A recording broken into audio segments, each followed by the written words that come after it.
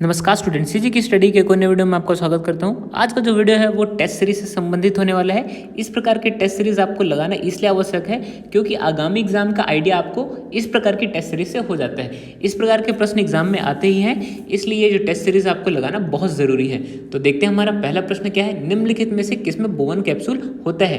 देखिए, जो test series में लगभग हर क्षेत्र से उठाए गए प्रश्न है, जैसे कि जीएस, साइंस, छत्तीसगढ़ और भी बहुत कुछ, जैसे संविधान है। तो इस प्रकार के जो टेस्ट सीरीज आपके लिए लगाना बहुत ही महत्वपूर्ण है। तो देखिए, निम्नलिखित में से किसमें बोमन कैप्सूल होता है। तो याद रखिए, उत्सर्जन तंत्र से संबंधित है बोमन कैप्सूल।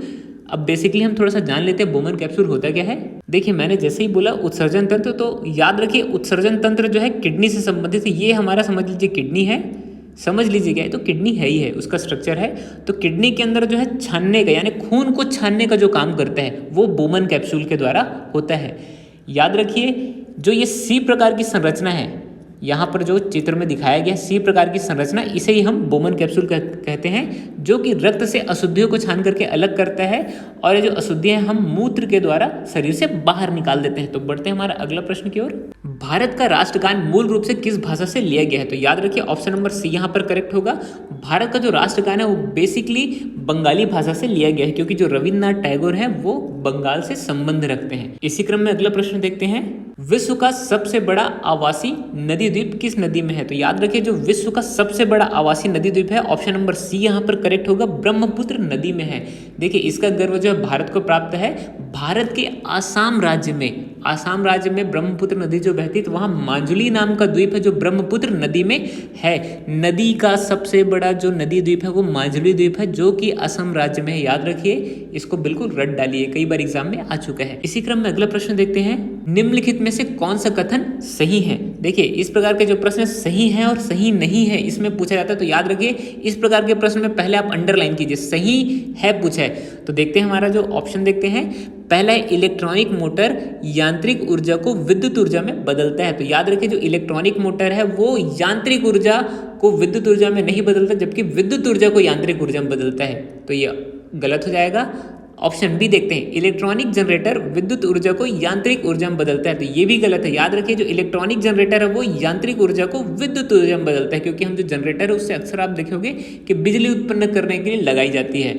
और तीसरा देखते हैं, गैल्वेनोमीटर किसी सर्किट में करंट की उपस्थिति का पता लगाता है। तो ये बिल्कुल करेक्ट है।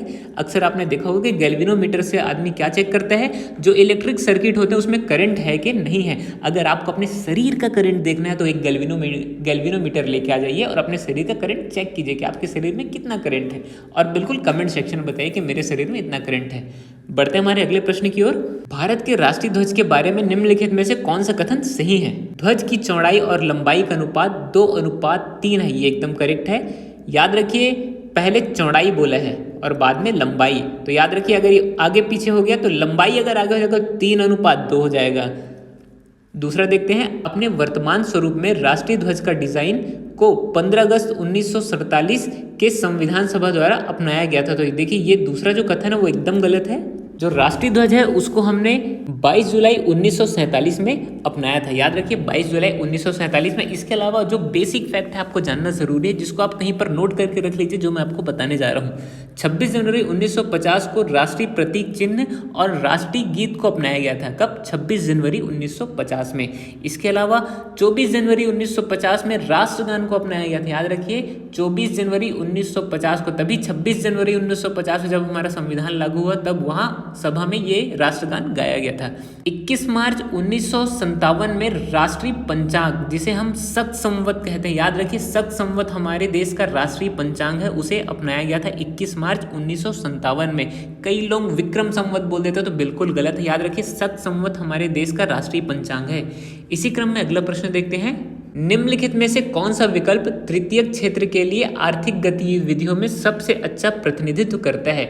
इसका उत्तर लगाने से पहले आपको यह समझना पड़ेगा प्राथमिक, द्वितीयक और तृतीयक क्षेत्र होता क्या है। देखिए, इकोनॉमी के प्रश्न एग्जाम में आते ही हैं और लगातार एग्जाम में आ ही रहे हैं यार। पता नहीं कैसे इकोनॉमी के प्रश्न ज़्यादा बढ़ा दिए गए हैं। तो याद रखिए कि इसको पहले आप जानने के लिए एक बेसिक ट्रिक याद रखिए। प्राथमिक यानी पहला, अर्थात प्राकृतिक में उपस्थित जितने भी रॉ मटेरियल्स हैं जिसका उपयोग प्राथमिक क्षेत्र द्वारा किया जाता है, अर्थात कृषि है, वानिकी है, मछली पालन है, ये सारी चीज़ें प्राथमिक क्षेत्र में आ जाती हैं।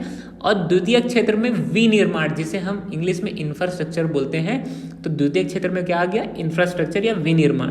तृतीयक क्षेत्र में अब जो बच गया है, जैसे व्यापार है, संचार है, शिक्षा है, बैंकिंग है, बीमा है, सेवा क्षेत्र है, ये सारी चीज़ें किस में आ जाती है, तृतीयक क्षेत्र में।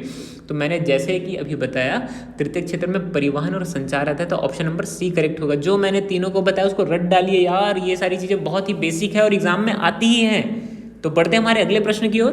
किस गवर्नर जनरल ने व्यपगत का सिद्धांत नामक नीति तैयार की थी? अब यहाँ पर आप फंस जाएंगे, व्यपगत का सिद्धांत क्या होता है? तो याद रखिए, व्यपगत का जो सिद्धांत है वो हड़प नीति ही है। हड़प नीति को एक और टर्म्स में व्यपगत का सिद्धांत बोलते हैं।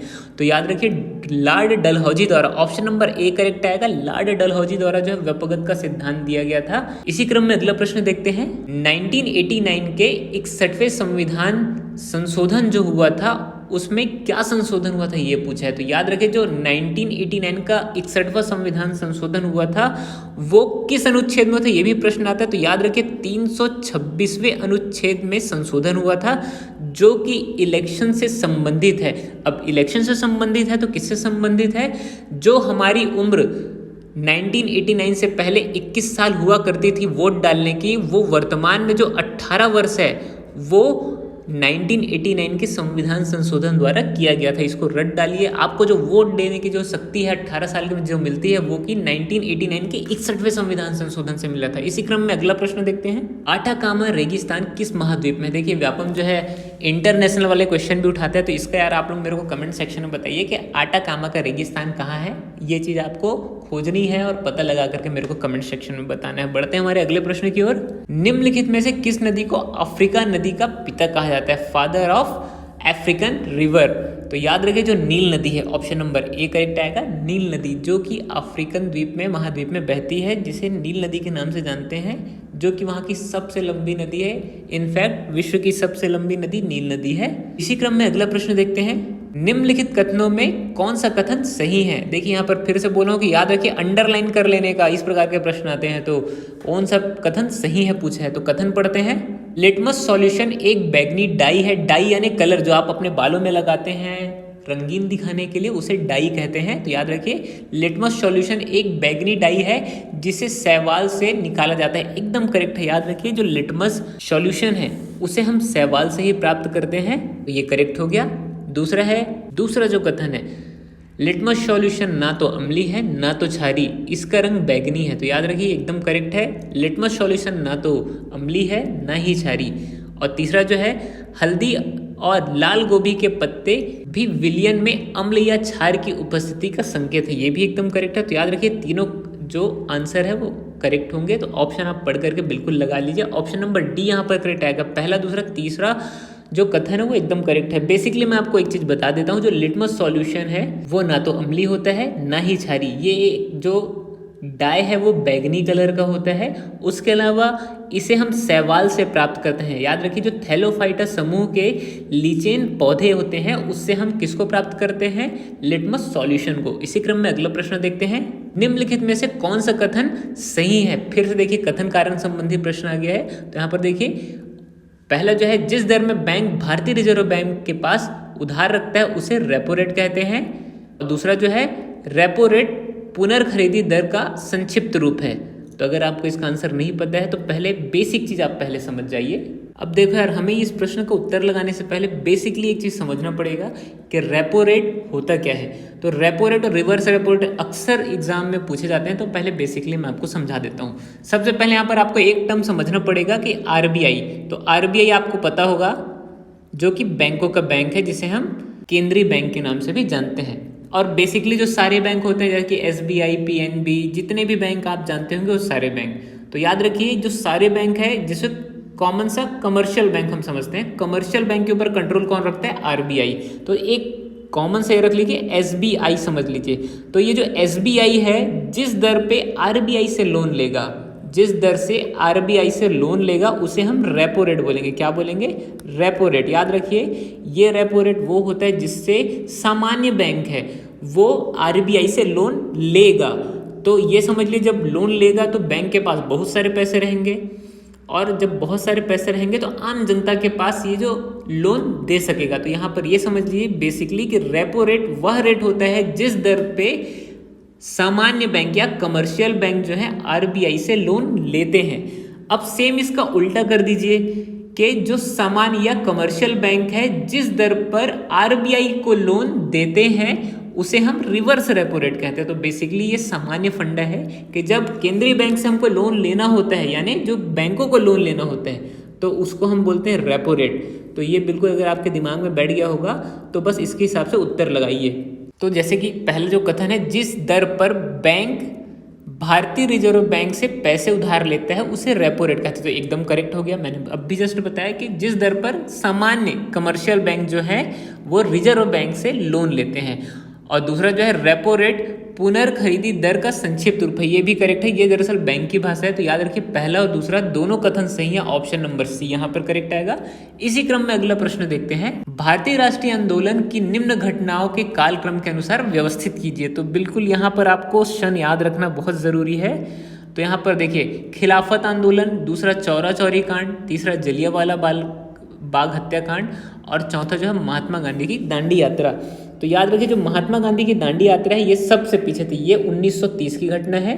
ये जो है 1930 की घटना है, बिल्कुल याद रखिए। और दूसरा जो है यहाँ पर अब कंटिन्यू अब आपको लगाना है। तो सबसे पहली घटना जो है जलियांवाला बाग हत्याकांड की घटना, जो कि 13 अप्रैल 1919 में हुई थी। याद रखिए 13 अप्रैल 1919 में सबसे पहले क्या हुआ, जलियांवाला बाग हत्याकांड। दूसरा जो है खिलाफत आंदोलन, जो कि शौकत बंधुओं द्वारा किया गया था। ये भी 1919 में हुआ था, लेकिन नवंबर के आसपास की घटना है। ये लगभग 24 नवंबर को शौकत अली बंधुओं द्वारा क्या हुआ था, खिलाफत आंदोलन, जिसके अध्यक्ष गांधी जी थे। उसके अलावा तीसरी जो घटना है वो चौरा चौरी कांड है, 4 फरवरी 1922 में हुआ था। और दांडी यात्रा जो है असहयोग आंदोलन का पार्ट है, जो कि 6 अप्रैल 1930 में गांधी जी द्वारा नमक बना करके नमक कानून तोड़ा गया था। तो ये बेसिकली हो गया। तो यहाँ पर आप देखिए आपका ऑप्शन क्या करेक्ट बैठता है। तो पहला हो गया जलियांवाला बाग हत्याकांड यानी तीसरा, और उसके बाद हो जाता है खिलाफत आंदोलन यानी पहला, तीसरा पहला, दूसरा और चौथा। तो ऑप्शन नंबर सी यहाँ पर करेक्ट हो जाएगा। इसी क्रम में अगला महत्वपूर्ण प्रश्न देखते हैं। लाल बहादुर शास्त्री की मौत के बाद भारत के कार्यवाहक प्रधानमंत्री कौन बने। तो याद रखिए यहाँ पर लाल बहादुर शास्त्री की मौत के बाद गुलजारी लाल नंदा जी जो है, ऑप्शन नंबर डी करेक्ट होगा, वो जो हमारे देश के कार्यवाहक प्रधानमंत्री बने। इसी क्रम में अगला महत्वपूर्ण प्रश्न देखते हैं।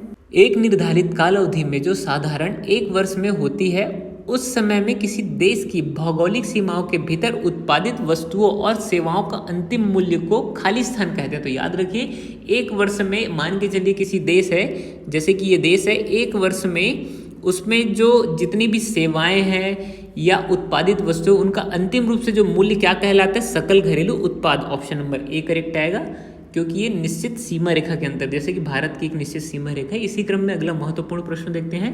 सिंधु घाटी सभ्यता के बारे में निम्नलिखित में से कौन सा कथन सत्य है। देखिए हमेशा मैं आप बोला हूँ आपको कि कथन जो सत्य है वहाँ पे अंडरलाइन करना जरूरी है। तो पहला देखते हैं, इसे हड़प्पा सभ्यता के नाम से भी जानते हैं, एकदम करेक्ट है। दूसरा जो है हड़प्पा और मोहनजोदड़ो इस सभ्यता के 2 प्रमुख शहर थे, ये भी एकदम करेक्ट है। अगला जो है इस सभ्यता में लोग टाउन प्लानिंग के और मकान के निर्माण के कार्य से जाने जाते थे, ये भी करेक्ट है। तो पहला, दूसरा, तीसरा तीनों करेक्ट होगा। ऑप्शन नंबर डी यहाँ पर करेक्ट हो जाता है। इसी क्रम में अगला प्रश्न देखते हैं। भारत की 2011 की जनगणना के अनुसार निम्नलिखित कथनों पर कौन सा सही है। तो कथन देखते हैं। पहला कथन देखते हैं, भारत में सबसे कम लिंगानुपात पौंडीचेरी का था, ये गलत है। बी देखते हैं, सभी राज्यों में उत्तर प्रदेश की आबादी सर्वाधिक थी, ये एकदम करेक्ट है। उत्तर प्रदेश की जो आबादी 2011 के अनुसार सर्वाधिक थी, तो ऑप्शन नंबर बी यहाँ पर करेक्ट हो जाएगा। इसी क्रम में अगला प्रश्न देखते हैं। निम्नलिखित कथनों में से कौन सा कथन सही है। कथन 1, क्षारीय धातु इतनी नरम होती है कि इसे चाकू से भी काटा जा सकता है, एकदम करेक्ट है। दूसरा, सोडियम और पोटेशियम क्षारीय धातु के उदाहरण है, ये भी एकदम करेक्ट है। तीसरा, क्षारीय धातुओं को कार्बन के अपर रूप में भी जाना जाता है। देखिए सारे कार्बन के अपर रूप जो हैं वो क्षारीय धातु नहीं होते। तो याद रखिए पहला दूसरा सही है, तो ऑप्शन ए यहाँ पर करेक्ट होगा, पहला और दूसरा एकदम करेक्ट है। इसी क्रम में अगला प्रश्न देखते हैं। निम्नलिखित में से कौन सा झील जम्मू कश्मीर में स्थित है। तो ऑप्शन पढ़ते हैं। देखिए ऑप्शन ए है नैनी झील, तो नैनी झील जो है वो उत्तराखंड में है। सांभर झील, तो सांभर झील याद रखिए ये खारे पानी की झील है जो कि राजस्थान में। और ऑप्शन सी जो है लोकटक झील, तो लोकटक झील जो है मणिपुर में स्थित है। और जो बच गया वुलर झील, वुलर झील कहाँ है, वो है जम्मू कश्मीर में। तो यहाँ पर आपको क्लियर होगा कि ऑप्शन नंबर डी यहाँ पर करेक्ट होगा। इसी क्रम में अगला प्रश्न देखते हैं, किस पंचवर्षीय योजना को महालनोबिस योजना के नाम से जाने जाता है। तो याद रखिए दूसरी जो पंचवर्षीय योजना थी उसे महालनोबिस के नाम से जाना जाता है। तो यहाँ पर ऑप्शन नंबर ए करेक्ट आ जाएगा। इसी क्रम में अगला प्रश्न देखते हैं, निम्नलिखित में से कौन सा कथन सही है। तो कथन पढ़ते हैं, भारत की 2011 की जनगणना के अनुसार भारत में साक्षरता दर 67.04% पाई गई। दूसरा कथन पढ़ते हैं, भारत में उच्च साक्षरता दर महाराष्ट्र में था। तो देखिए ये जो दोनों कथन है वो एकदम गलत हैं। याद रखिए 2011 की जनगणना के अनुसार साक्षरता दर जो है 72.98 थी। 72.98, इसको एकदम रट डालिए, 72.98 थी। और सर्वाधिक जो साक्षर जिला था वो था केरल, और सबसे जो लोवेस्ट क्रम में था वो था क्या था, बिहार। तो ये दो चीज़ आपको याद रखना बहुत ज़रूरी है। तो यहाँ पर ऑप्शन नंबर डी करेक्ट आ जाएगा, ना तो एक ना तो दो। इसी क्रम में अगला प्रश्न देखते हैं, निम्नलिखित में से कौन सा कथन सही है। तो कथन देखते हैं, रक्त को ले जाने वाली धमनी की दीवारें पतली होती, एकदम गलत है। रक्त को ले जाने वाली जो धमनी है जिसमें शुद्ध रक्त बहता है उसकी दीवारें मोटी होती है। दूसरा जो है, नसें रक्त को हृदय के विभिन्न अंगों तक ले जाती है। तो याद रखिए नसें जो है हृदय तक रक्त पहुंचाती है, अशुद्ध रक्त को। तो ये भी गलत हो जाएगा। अगला कथन देखते हैं, धमनी में रक्त का दबाव नसों की तुलना में अधिक होता है। तो ये एकदम करेक्ट है। धमनियों में जो है रक्त का दबाव एकदम ज़्यादा होता है क्योंकि उसकी दीवारें मोटी होती हैं। तो यहाँ पर ऑप्शन नंबर सी करेक्ट आएगा। इसी क्रम में अगला प्रश्न देखते हैं, निम्नलिखित में से कौन सा राज्य पाकिस्तान के साथ अपनी भूमि सीमा साझा नहीं करता है। तो अगर आपने भारत का नक्शा देखा होगा तो उसको देखिए और इसको मेरे को कमेंट सेक्शन में बताइए कि कौन सा जो राज्य है पाकिस्तान के साथ अपना सीमा रेखा नहीं शेयर करता है। अगर आपको ये बेसिक प्रश्न का उत्तर नहीं पता है तो ये समझ लीजिए कि आपको थोड़ी और ज़्यादा तैयारी की ज़रूरत है। इसी क्रम में अगला प्रश्न देखते हैं, लोकसभा के बारे में निम्नलिखित में से कौन सा कथन असत्य है। पहला कथन देते हैं, लोकसभा का सदस्य बनने के लिए न्यूनतम आयु 21 वर्ष है। और दूसरा, भारत के राष्ट्रपति लोकसभा में 12 सदस्यों को मनोनीत कर सकते। देखिए यार ये दोनों गलत है। इसके लिए जो है लोकसभा के सदस्य बनने के लिए जो मिनिमम आयु है वो 25 वर्ष है, और राष्ट्रपति जो है लोकसभा में नहीं राज्यसभा में 12 सदस्यों को मनोनीत करता है। तो यहाँ पर ऑप्शन नंबर डी करेक्ट हो जाएगा, ना तो एक ना तो दो। इसी क्रम में अगला प्रश्न देखते हैं, भारत के मुख्य चुनाव आयुक्त को कौन नियुक्त करता है। तो ये एकदम रट डालिए, भारत के राष्ट्रपति जो है मुख्य चुनाव आयुक्त को नियुक्त करते हैं। इसी क्रम में अगला जो महत्वपूर्ण प्रश्न है, निम्नलिखित में से कौन सा एक अधातु द्रव का उदाहरण है। देखिए यार धातु द्रव तो सबको पता है, अधातु द्रव सबको पता नहीं होता। तो यहाँ पर ऑप्शन नंबर ए करेक्ट आ जाएगा। जो ब्रोमीन है वो एक प्रकार का अधातु द्रव है। इसी क्रम में अगला महत्वपूर्ण प्रश्न है, 1961 में भारतीय सेना द्वारा निम्नलिखित में से किस राज्य को पुर्तगाली शासन द्वारा मुक्त कराया गया था। तो यार आप सबको पता ही होगा कि हम जो जितने भी बैचलर्स हैं, जितने भी युवा पीढ़ी के लोग हैं, उनको कहाँ जाना पसंद है, गोवा। तो याद रखिए जो पुर्तगाली जो जितने भी शासक थे उनको गोवा को please sir I want to reach 1 million likes, so please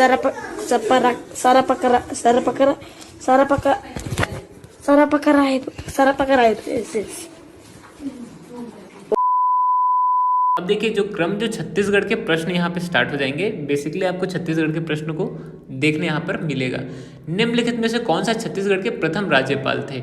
यहाँ पर ऑप्शन नंबर डी करेक्ट आएगा, डी.एन. सहाय। डी.एन. सहाय जो थे वो छत्तीसगढ़ के प्रथम राज्यपाल थे। अगला प्रश्न जो देखते हैं, छत्तीसगढ़ राज्य में कितने विधानसभा निर्वाचित क्षेत्र हैं। तो याद रखिए 90 विधानसभा, छत्तीसगढ़ में वर्तमान में 90 विधानसभा क्षेत्र हैं। अगले जो प्रश्न उसको देखते हैं, निम्नलिखित में से किस जिले को छत्तीसगढ़ राज्य की विद्युत राजधानी के रूप में जाना जाता है। तो याद रखिए जो विद्युत राजधानी है वो कोरबा है। ऑप्शन नंबर सी करेक्ट आएगा क्योंकि कोरबा में बिजली बनाने का काम चलता है। अगला जो प्रश्न उसको देखते हैं, 2011 की जनगणना के निष्कर्ष के अनुसार छत्तीसगढ़ में महिला साक्षरता दर कितनी थी। यहाँ पर ऑप्शन नंबर बी करेक्ट आएगा। 60.24% जो है वो 2011 की जनगणना के अनुसार छत्तीसगढ़ की महिला साक्षरता दर थी। अगला जो प्रश्न उसको देखते हैं, 1857 के सिपाही विद्रोह या भारत की आज़ादी के प्रथम युद्ध के समकालीन छत्तीसगढ़ के नेतृत्व निम्नलिखित में से किसने किया था। यहाँ पर ऑप्शन नंबर डी करेक्ट आएगा, वीर नारायण सिंह ने नेतृत्व किया था। अगला जो प्रश्न उसको देखते हैं, छत्तीसगढ़ को राज्यसभा में आवंटित सीटों की संख्या क्या है। तो याद रखिए छत्तीसगढ़ में जो राज्यसभा सीटों की आवंटन संख्या है वो ऑप्शन नंबर बी करेक्ट आएगा। टोटल 5 राज्यसभा सीटें हैं और 11 जो है लोकसभा सीटें हैं। इसी क्रम में अगला प्रश्न देखते हैं, छत्तीसगढ़ की सबसे प्रमुख फसल निम्नलिखित में से कौन सी है? तो छत्तीसगढ़ बताने की जरूरत नहीं है यार, एकदम बेसिक सी बात है। छत्तीसगढ़ की जो मुख्य फसल है वो चावल है। ऑप्शन नंबर ए यहाँ पर करेक्ट आएगा। अगला प्रश्न देखते हैं, छत्तीसगढ़ का स्थापना किस तारीख को हुआ था? तो छत्तीसगढ़ का स्थापना जो है 1 नवंबर सन 2000 में हुआ था। अगर आपको ये नहीं पता है, ऑप्शन नंबर बी करेक्ट आएगा। तो यार एकदम बेसिक सी बात है, छत्तीसगढ़ का जो स्थापना है 1 नवंबर 2000। आप छत्तीसगढ़ में रहते जा रही है, कॉमन सी बात आपको पता होनी चाहिए। तो याद रखिए इस प्रश्न का उत्तर क्या होगा, 1 नवंबर सन 2000। इसी क्रम में अगला प्रश्न देखते हैं, छत्तीसगढ़ राज्य का कजली त्योहार खालिस्तान की शुरुआत को इंगित करता है। ऑप्शन नंबर बी यहाँ पर करेक्ट आएगा, गेहूं और जौ के बुआई के मौसम को। अगला जो प्रश्न उसको देखते हैं, छत्तीसगढ़ के सबसे लोकप्रिय उत्सव में से एक फाल्गुन मड़ई इस महीने में होता है? तो याद रखिए जो फाल्गुन है वो मार्च में आता है। ऑप्शन नंबर सी यहाँ पर करेक्ट होगा। हिंदी जो जितने भी महीने हैं वो आपको याद होने चाहिए। अगला जो प्रश्न उसको देखते हैं, क्षेत्र के संदर्भ में छत्तीसगढ़ भारत का सबसे बड़ा राज्य है। तो याद रखिए छत्तीसगढ़ है 10वां सबसे बड़ा राज्य है। ये व्यापम के पेपर में ले चुका है, तो ऑप्शन नंबर सी यहाँ पर करेक्ट होगा। इसी क्रम में अगला प्रश्न देखते हैं, सुआ गीत छत्तीसगढ़ के लोकगीत के मुख्य रूप से खालिस्तान के त्योहार के दिन गाया जाता है। तो याद रखिए जो दिवाली आएगा, ऑप्शन नंबर ए यहाँ पर करेक्ट आएगा। सुआ गीत जो है दिवाली के समय गाया जाता है। अब देखिए जितने भी प्रश्न हमने लगाए हैं इस प्रकार के ही प्रश्न एग्जाम में आते हैं और ये प्रश्न आपको लगाने ही हैं। इस प्रकार की कंटिन्यू सीरीज है उसको आप लगाते हुए चलिए ताकि आगामी एग्जाम में इस प्रकार के प्रश्न आपसे आए तो आसानी से बन जाएं। जितने भी प्रश्न मैंने एग्जाम के पर्पज से कमेंट सेक्शन में पूछे यार, तो प्लीज़ उसको कमेंट सेक्शन में बताइए, ताकि थोड़ा बहुत मेहनत तो आपको भी करना चाहिए ना, कि आप उसको सर्च करें, चेक करें, या आपको याद है तो कमेंट सेक्शन में बताएं। अगर आप इस प्रकार से प्रश्नों को छोड़ते रहेंगे तो ये समझिए एक दिन आपको एग्जाम भी छोड़ देगा। तो कंटिन्यू आप ये जो प्रश्न है उसके लिए एक्टिव रहिए, ताकि आगामी एग्जाम में इस प्रकार के प्रश्न आपसे आते हैं तो आसानी से बन जाए। तो मिलते हैं नेक्स्ट वीडियो में, तब तक के लिए peace out and make sure कि आप हमारे चैनल को सब्सक्राइब करें और हिट द लाइक बटन।